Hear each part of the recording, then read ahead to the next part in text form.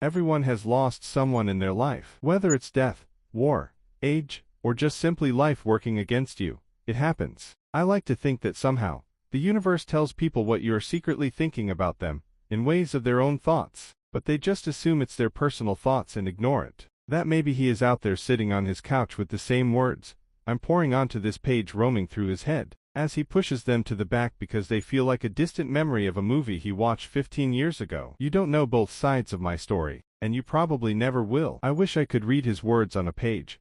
However, I probably never will either. He looks so elegant in his suit. The trim lies perfectly on his neck, and the sleeves fall low enough to reveal only a bit of his wrist tattoos. His hair sits buzzed and stiff. The lines of war written on his face aren't as apparent anymore. He looks at peace, and the warmness inside my soul is happy for him in that aspect. I imagine the sounds of his stone-cold voice in my head, and the way he laughed when he got nervous. He looks like he is almost smiling now that I think about it. The people around are all dressed to perfection as well, in suits, dresses, and heels, and it feels somber. People are master manipulators and the fake faces are almost laughable. Chairs scraping and low mumbles of vulgar conversations fill the void of silence, as the smell of cedar and orchids engulfs my lungs. The people pass me but I don't speak. Why should I? My face is almost as fake as theirs. The smile is anyway. The flowers all around me are intoxicating as my migraine from last night is yet to subside. I don't sleep well anymore, so swollen eyes and migraines are a new norm combined with my only viable sleep aid, Xanax.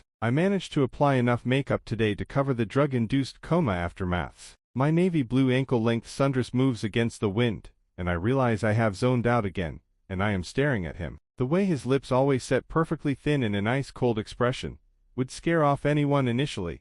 Then you hear the velvet warmth in his voice. Hard, cold, and stern, but warm, to me at least. The chime of the piano brings me back to reality again, and the doors close. Chairs grumble against the floor as everyone sits and hushes each other. The song continues on until it fades away, and the doors behind us open. The doors reveal her, in a lacy front, embroidered shoulder white floor-length ball gown, and her hair half up, half down with tight front curls. She is holding a sunflower bouquet, my favorite flower. Her hair is a hazel auburn, but I can see her gem green eyes from my far corner seat. Her makeup doesn't look cakey, smudged, or timely. It's perfect. I pull my eyes away from her and back to him. His diamond-edged blue eyes are focused on her solely, and I swear I can see them well up a little. Mine do too. Not because of her beauty, or the pureness of this moment, but because I see the life in his eyes come back. I wanted to be the light in his soul. We all sit back down, but it is pointless for me to pay any attention to the ceremony.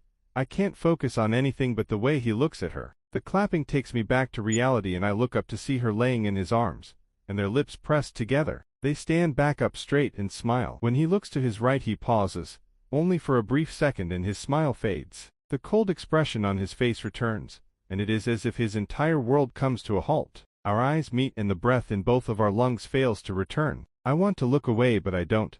I want him to know I was here for the worst moment of my life, and I'd always be for the best of his.